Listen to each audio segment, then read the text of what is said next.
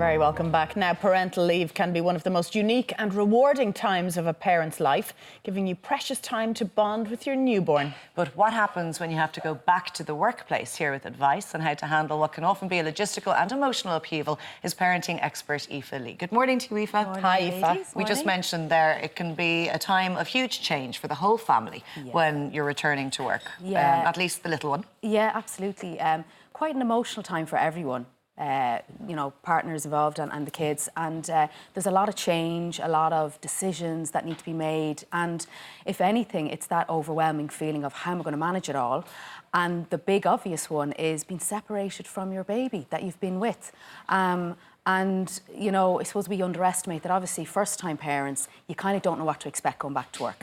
But like that, when you're second, third, fourth child down, you know, you do have that air of anticipation. And whether it is handing your baby over to another trusted adult, whether it's creche, childminder or family member, it still feels strange. And, you know, the other aspect of it is that we're hopeful that our employer will be supportive and family-friendly and flexible, because family are such a huge part of our lives. Of course, and they're our priority, I suppose, and everything else has to slot in around that, ideally.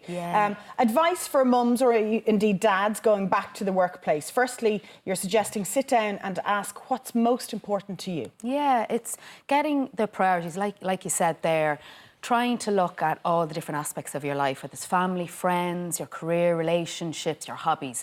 Because when we're feeling overwhelmed, you get that sense of, you know, where do I start? So by prioritising it, we cannot be everything to everybody all of the time, because if we are, we'll be burnt out in no time, feeling completely overwhelmed. So getting your priorities in order, and it's essentially looking at your values, and your values go with how you live your life. So setting that in somewhat priority, and it's just, remember, it's a moment in time. It's not going to, things evolve and change. So even those first initial weeks and months, give yourself a break and break it down. And I don't think you would be human if you didn't have a moment on maternity leave where you went, how am I going to do it? How's it going to work? Yeah. Like, it's really daunting, isn't it?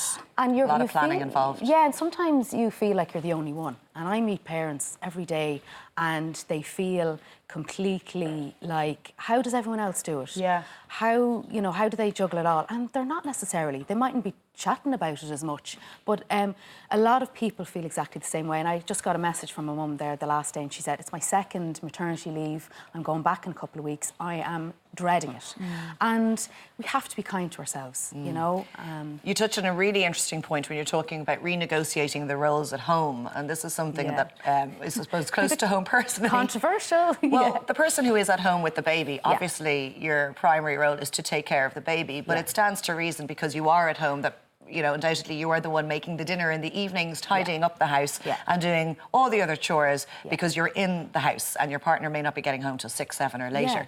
When you go back to work and both of you are coming home in around the same time, unless you have that conversation, you're still going to be cooking in your coat. Yeah, and that's where there is meaning behind, you know, having that conversation a week or two beforehand. It can happen quite naturally where, let's say, one parent wants to get into the office early or into work early and to be home early. That means that the other parent then goes and drops the kids off at the childcare, and that can kind of take a natural way. But you know, we can't do it all. So it's having that conversation, and that can only happen between the parents. Because it does lead to resentment if it's left on you to do of course more of, and that's the burning out and the juggling, and because you know, again, if you have more children as well, as you all know, there's different dynamics. There's lots more going on in the home as well as just it gets more complicated. So start as you mean to go on, ultimately create those boundaries,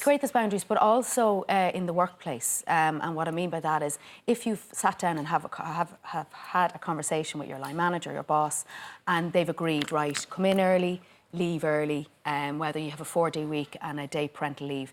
If you're having a day parental leave, you know, don't necessarily answer the phone or reply to emails if you can. If you're saying you're leaving at 4 o'clock or 4:30, leave at 4:30, because if you kind of go, I'll just stay on another half an hour, expectations will be, she'll be fine, she's actually, or he, or whatever, he, you know, they'll be okay about it. So you kind of have to make that decision. While not every job will you know, it's not always doable. It's important. And the other aspect of it is that culture of always being on, because we do a day's work. Yeah. We come home, we get the kids settled, and we might log on for an hour or two afterwards. And, you know, I think we're starting to work towards helping ourselves not do that. Again, it's not always easy. So many companies, as you mentioned earlier on, Aoife, are all the more informed now about how important it is to prioritise people's personal lives and home lives when needs be. And something you're suggesting is having a conversation with your line manager about what happens if the baby gets sick. Which, to my mind, would say, don't mention if the baby gets sick when you start back. That's the last thing you should be saying. But it's good to be upfront about it. I do think so, yeah. I mean, and it could be just asking the question, you know, can I work my hours back? Could I work from home? And that other conversation with your partner about who takes the day off. And that's never an easy one, because everyone's job is important. There's always going to be that meeting or that conference call or, you know, that review that you have to do.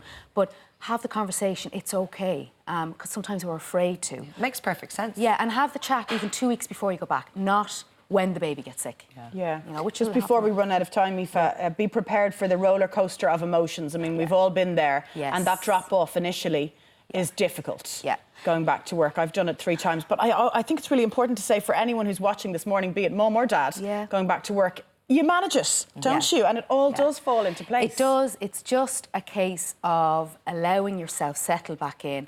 Expect to be a ball of wobbles. You know, it's okay. You know, it could take a couple of weeks, if not longer, to just adjust into that new way of life and to know you're not on your own. There are lots of companies now that are more aware. There's been a big shift, but there's a lot more awareness for support. But, you know, the more we encourage it and actually have the conversation in the workplace, the better. You know, there's that awareness that I think it's important that we need to keep on top of. Of course. And be kind to yourself. Yes. Thank you very much, Super Aoife. tips. Thanks a million. Thank you. Brilliant. Thanks, girls.